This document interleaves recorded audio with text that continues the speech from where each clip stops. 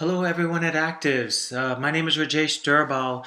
So, the first question I want to ask everyone is your legacy. What is it that you're creating? What is it that you're building? What is it that you're going to be remembered for? And we all need to think about this because whether we believe it or not, we are writing a legacy. This is some things that we need to think about. And I want to share with you some of my story along this PowerPoint presentation so you can get a gist of where I'm coming from. You see, when I was born, growing up in New York City, I was born missing both of my legs and my hand. And because of that, I always had a hard time connecting and being included and feeling like I had purpose, feeling like I had meaning, feeling like there was something for me to do here. But I was extremely, extremely blessed to have a mother and father that loved me. And that was born out of their legacy of where their upbringing was because family to us is so incredibly important. You see, their parents always instilled on them that the family is the most important backbone to anybody's success because my ancestor, my grandmother here in this photo, I remember my mom telling me this story. The first thing that she said is that, is there anything wrong with his brain? And she said, no. The doctor said everything is great. Um, and she said, okay, well, then if there's nothing wrong with his brain, he's perfectly normal. There's nothing wrong with him. So, but my grandmother, in this picture, she didn't finish high school. She had a fourth grade education. She could barely write her name. Think about that for a second. She could barely write her name. She could not read at all. But yet, she was a multimillionaire entrepreneur. Without the internet, without formal education, without knowing how to read and barely writing her name. And she's always been my most greatest supporter and one of my heroes to this day. Because if she could do it with not knowing how to read and barely knowing how to write her first and last name, and she could build a multi-million-dollar a business back in the 40s, 30s and 40s, then there's no excuses for me. And her ancestors came from the slave ships from India. There's so much more that you can do if you believe in yourself and you keep things simple and you work really hard at it. All right. So throughout the course of my life, I started believing more and more in myself. And being an amputee, you go through a lot of emotional pain, physical pain, mental pain, and lots of trauma because people just don't treat you the same. Pain became my power. So I started turning my pain instead of something that I would avoid, I started turning it into my power.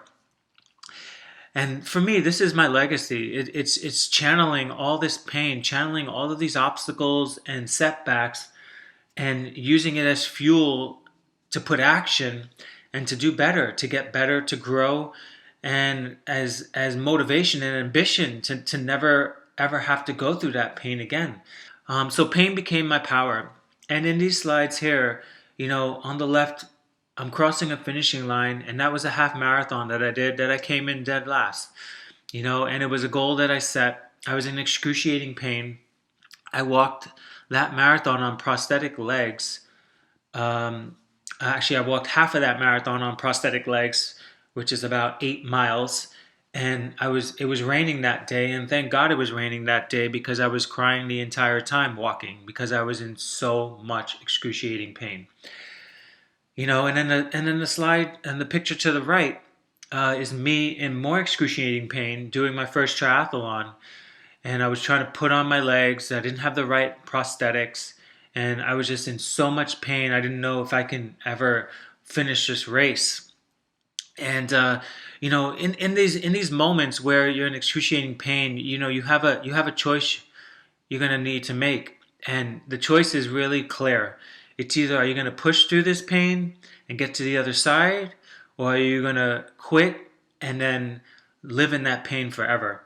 And for me, it was I'm gonna push through this pain and get to the other side because I'm gonna grow from it. I'm gonna learn something from this, and I'm not gonna let this pain defeat me. And I drew back to my legacy and my grandmother and my ancestors and how much they had to endure, and in my family and my mother and my father and how much they had to endure in order to get me to this point. The next slide is the true test of life is uh, is going through all of these different obstacles that we have to go through. And this is the true test of life, is going through these obstacles and coming out on the other side, and realizing that this is one of the greatest blessings that we can ever have. Now, the suffering that I've endured here on this one picture was when I was training for my first big race, which is the Ironman World Championships. And if you don't understand the Ironman World Championships, it's a triathlon. It's the pinnacle of triathlons in Hawaii. It's 140 miles. It's 2.4 miles of swimming in the ocean. It's 112 miles cycling on the bike. And it's a marathon, 26.2 miles right after. And this was my first Ironman. And for those that you don't know me, I've done 4 Ironmans since then. But this is my first Ironman, and I'm recovering. And this suffering here that you see me, which a lot of people don't see, is the true test of life. It's enduring. It's going through it all over and over and over again. And that true test of life is a testament, because what people see on the right side in that picture with me standing on that podium shaking that guy's hand is the end result. That's what most people see nowadays, is you on top of the podium conquering, but they don't see on the left side the suffering day in, day out, every day. You see, that's the true test of life, is are you willing to suffer? Are you willing to do what it takes? Are you willing to sacrifice? And that may mean many things. That may mean quitting your job and starting this new business here with actives, or going all in with actives, or maybe be moving to a different area, or joining a different groups, or letting go of people who are toxic, or leveling up and getting around people who are on the levels that you want to be in. So suffering is a true test of life, and I've always draw on that and share that with people, because lots of people think that you just stand on the podiums, and it's not true. So there we go. The next slide is the reality. The reality is you could complain and live a life complaining, or you can be preparing for your future. And this is so true. There's so many people that complain about things all the time. We go on social media, you see the complaining. People talk, talk, talk, talk, talk, but I don't talk a lot of times. I only talk when people want me to talk, like right now. But most of the time, I'm preparing. I'm preparing for the future. I'm strategizing. I'm creating. I'm a visionary. I'm thinking. I'm looking at ways to do things better. I'm putting massive action into things that I want to accomplish. I'm looking how to improve the processes, improve my top line in my business, improve, my performance as an athlete, contact more people. How can I market better? How can I produce a better product? How can I create lasting, impactful change? How can I find meaning and purpose in what I'm doing in my work? So the next slide is, there's no such thing as a self-made man. And here, one picture here is the Ironman World Championships, my first Ironman. Actually, this is my second one. I'm sorry. There's a team behind me that is part of my success. And that picture next to that finishing line is some of the team members that are behind me, that have enabled me to be successful in my athletic career, and in business, and in other areas, in speaking and events and different things like that. So when you see somebody successful, they're successful because they have teams around them. They know how to lead a team. They know how to develop teams. They know how to motivate teams. And notice what I said, they know how to lead and motivate teams, not manage them. So my teams, I don't have to manage them. They're self-motivated. They're leaders in their own right. And I assemble the teams that know how to help me execute and to get me to the end goal. And the teams all believe in the vision. They believe in me. They believe in what I'm doing. And I cycle them in and out, because there are new levels all the time. And some levels, the teams that you have in place are not good enough for the levels that you're trying to get at. So you have to cycle these people in and out. And I'm not saying that's a bad thing. I'm not saying that it's wrong to do that or it's right to do that. I'm just saying that if you're growing and you're in that growth mindset and you're ambitious and you're striving for different things, then you're going to have to be able to work with different teams. And that's really important for legacy because, if you want to go really far, have a team around you. If you want to just do good enough, then you can just do good enough by yourself. But to go really far and to make a bigger impact and to multiply your efforts, you need people around you and you need teams. So that's really important. And the next slide is some of the other team members and good friends that have taken this journey with me. They're still really good friends of mine to this day. There's my mom and my dad next to me on the right side of me. My dad's right behind me. My coach is all the way to if you're looking at the picture, it's to the right with the green stockings. The guy in the blue shirt is my prosthetist. That's my massage therapist right next to me. And the two people on the left looking at the picture, those are my two friends that help crew and support me as well. So, like the slide says, teamwork is a heart of great achievement. Teamwork is always the backbone of anybody's achievement.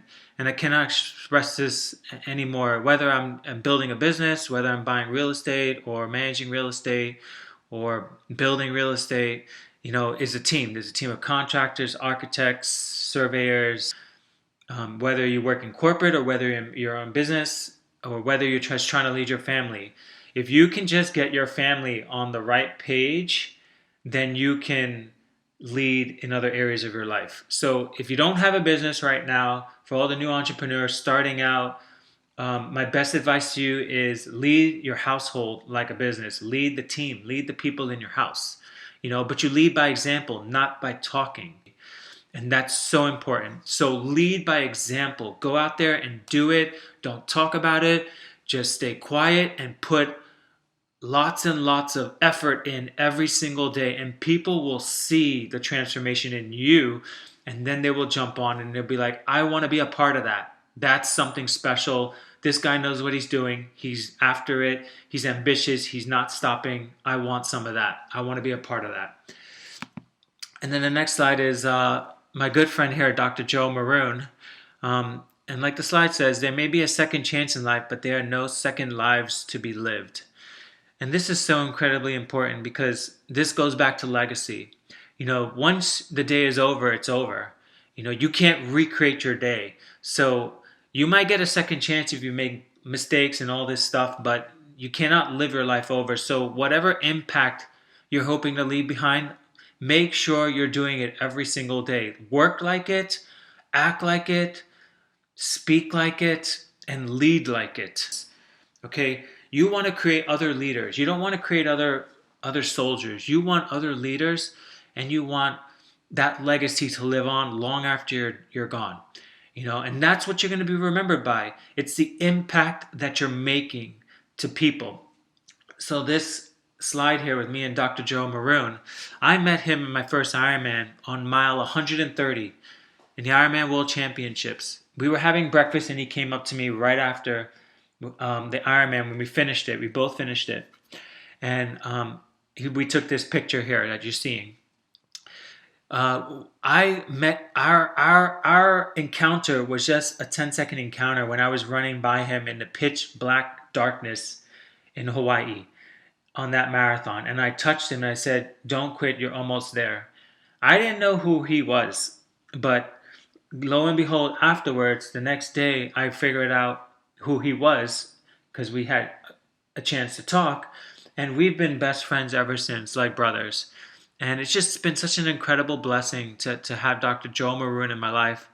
That he's just been a huge instrument in part of my team to strengthen me, to sharpen me, to mentor me, and I wouldn't be half the person I am today without Dr. Joe Maroon.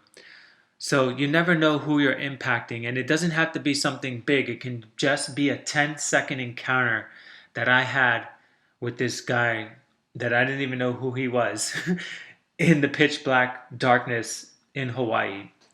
So you never know. And through that, the next slide here, you were born to make an impact, and so in through that impact and leaving a legacy, you start making this impact, and a lot of people think that they don't have anything significant to make an impact with, and I thought that too. Like I said before, we started from nothing, and I was born with nothing in New York City, trying to develop myself and become mainstream, or become someone of value in society. And here, this other slide is you're writing your legacy every day.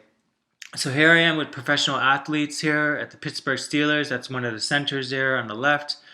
And that picture on the right is I forget, that's the All-American baseball player in Pittsburgh. I forget his name. So you are writing your legacy. I get to impact and work with professional athletes all the time, and professional athletes in their organizations all the time. And it's just been such a huge, huge impact for me to be able to pour into these guys and to help them and to sharpen them and to sharpen me and to help them get to their peak performance in whatever they're trying to master themselves mentally, emotionally, physically, whatever that may be. I help them out, and that this is the impact and the legacy that I'm leaving every single day. This next slide, the South American tour.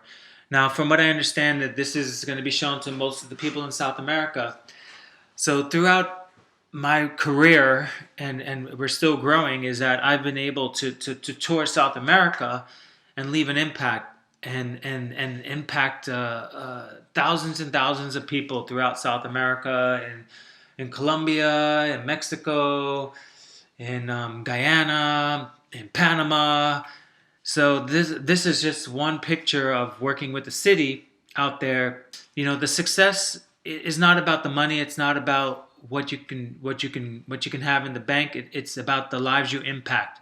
And for me, it's always been about the lives that I can impact and the legacy that I can create.